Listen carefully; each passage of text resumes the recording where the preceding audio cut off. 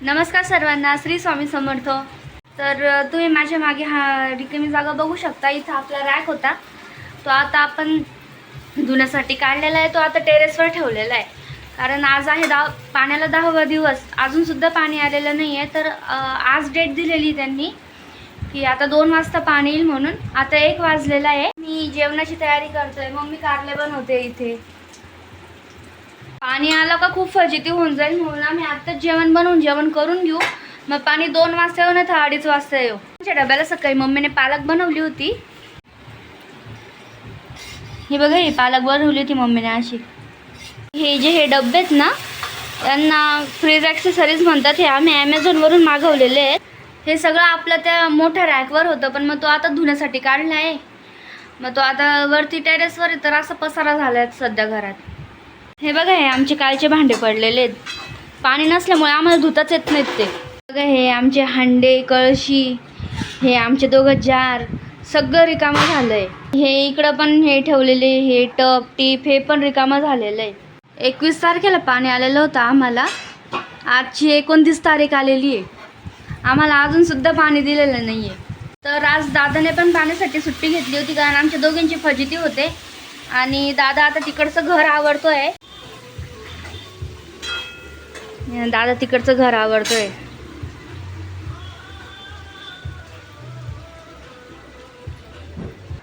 तर आम्ही तिकडे कूलर पण आणलेला, आता गरम होतोय म्हणून आम्ही वरतून रूममध्ये होता कूलर, तर तो कूलर पण खाली आणला आम्ही आणि त्याला पण पाणी भरलेलं आहे। तर आम्ही तो फक्त पाण्याच्याच दिवशी भरतो, त्याला बाकीच्या वेळेस पाण्याची गरज नसते, कारण आम्ही त्याला आहे ना कंट्रोलर बसवलेला आहे। आता तो कंट्रोलर आहे ना टायमावर सेट आहे, त्याला आपण जेवढा टाइम देऊ ना तो तेवढाच चालतो फक्त। हे बघा, हा आहे तो कंट्रोलर। आणि हा कंट्रोलर आहे ना दादाने घरच्या घरीच फिट केलेला आहे, आम्ही काय बाहेरून इलेक्ट्रिशियन वगैरे आणलेलं नाही आहे। आणि हे आमचं माऊचं पिल्लू झोपलेलं आहे आज, की त्याला बरं नाही आहे। बघू मग आता पाणी किती वाजता येतं। आता तर 1 वाजलेला आहे, 1 तास आहे अजून आपल्याला। तर आता वाजलेत 1:45 आणि फायनली पाणी आलं आहे। आम्ही जेवण करून जस्ट उठलोच आणि पाणी आलं। चला आता पाणी भरून घेऊया आपण।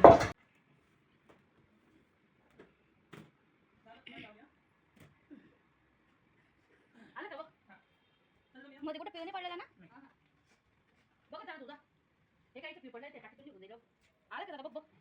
अरे रे पिव पिव मी तुपलेली पण नको। हां हां, डोक्यावर टोपी घे। हां,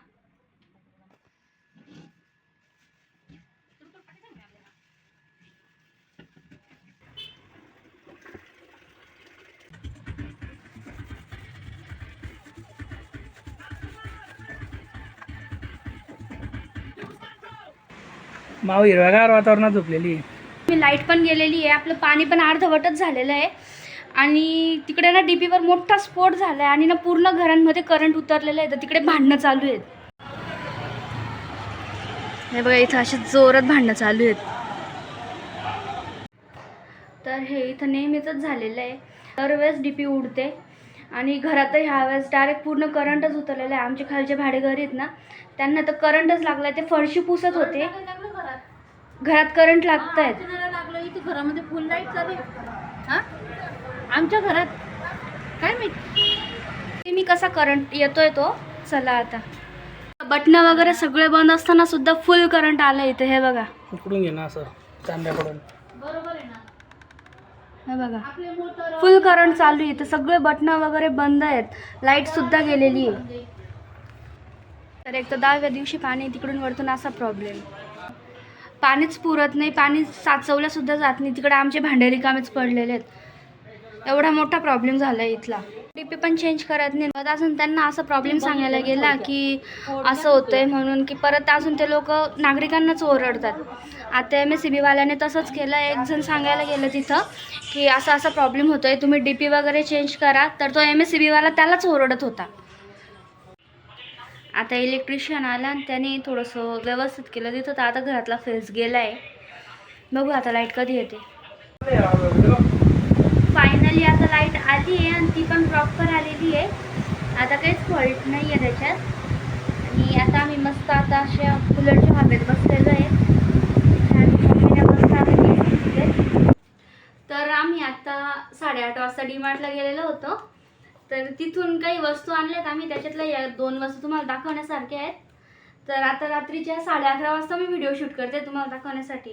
तर त्यातली ही पहिली वस्तू आहे, ही वेगाची. हे स्ट्रेटनर, कर्लर आणि क्रिम्पर हे 3-in-1 पॅकेट आहे. आपण आता याची अनबॉक्सिंग करू.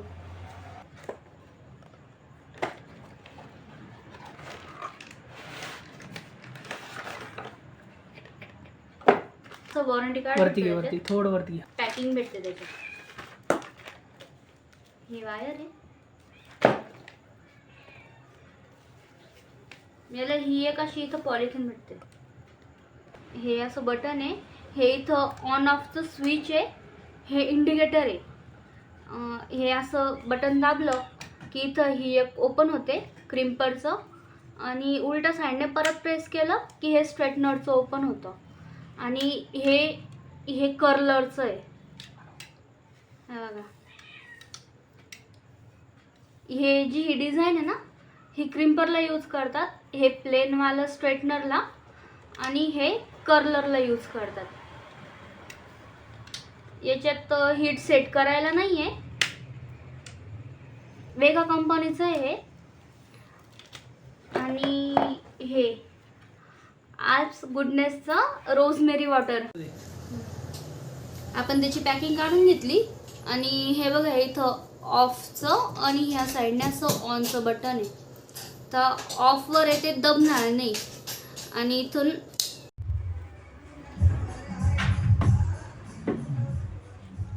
तर हे बघा, हे इथले असे जे बेबी हेअर्स असतात ना, ते सुद्धा त्याच्याने वाढायला मदत होते. आणि जे गेलेले आहेत ना, ते पण यायला मदत होते.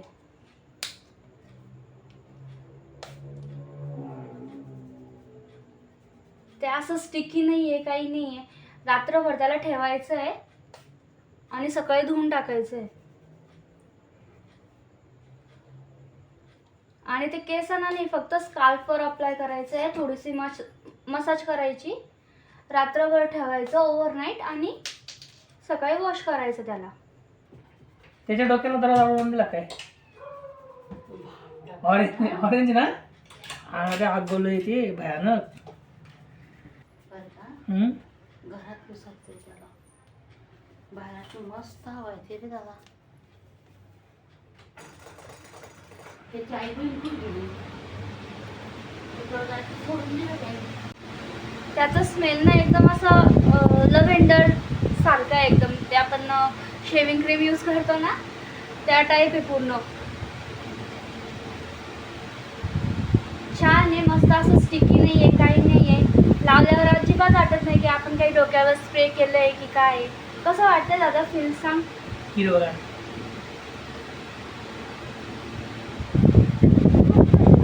अरे बस कर ना, आता तो व्हिडिओ ऑलरेडी 10-15 मिनिटाचा.